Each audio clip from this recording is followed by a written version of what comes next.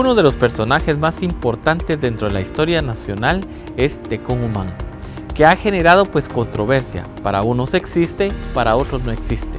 Sin embargo, para 1962, por parte del Ejército de Guatemala, conjuntamente con la Sociedad Geográfica de Historia de Guatemala, hoy Academia de Geografía e Historia, se va a realizar un estudio con el cual se van a establecer precisamente la existencia o no de este personaje histórico. Para poder hablar precisamente del rey de los ejércitos quichés, Tecún Umán, es necesario tener en cuenta que tras la conquista de lo que es México, precisamente Moctezuma, el último emperador azteca del Imperio Mexicano, va a mandar mensajeros para informar de la presencia de estos extranjeros en tierras que ellos conquistaban y que tenían a su cargo. Es por eso que cuando los españoles provenientes de México entran a lo que hoy se conoce como Guatemala y en su momento Guatemalán, que significa lugar de muchos árboles,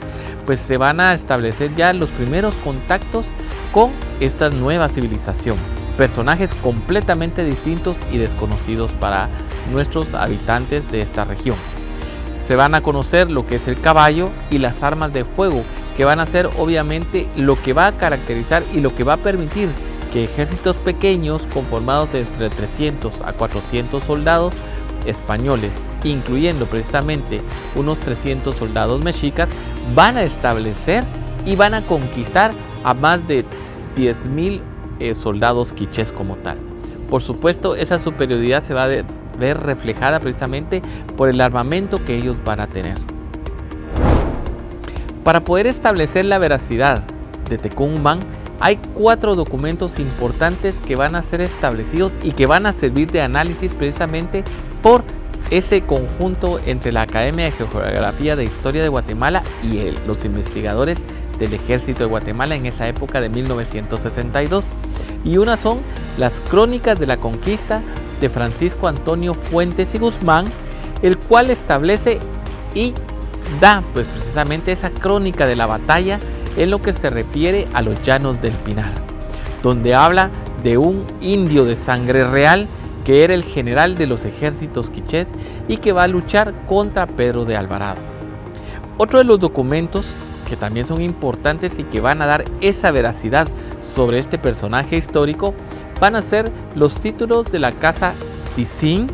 en el cual se habla de Don Tecú o el Capitán Tecú.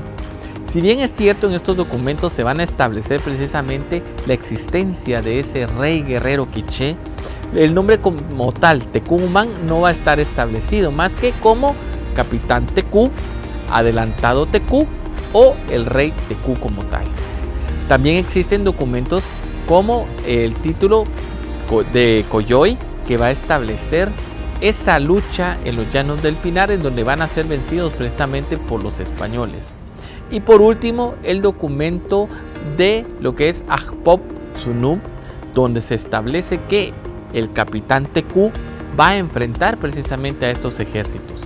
Como podemos ver, existen estos documentos con los cuales todo el mundo los puede precisamente consultar, y ahí se establece precisamente la existencia real de este personaje.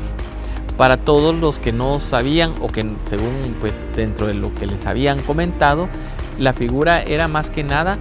una idea o una ideología, una figura ficticia como tal. Tenemos estos documentos que nos amparan precisamente en ese proceso, dentro de los cuales también se habla de un nahual del rey quiché, y el nahual era nada más y nada menos que el quetzal, que hoy en la actualidad es el ave símbolo de Guatemala como tal.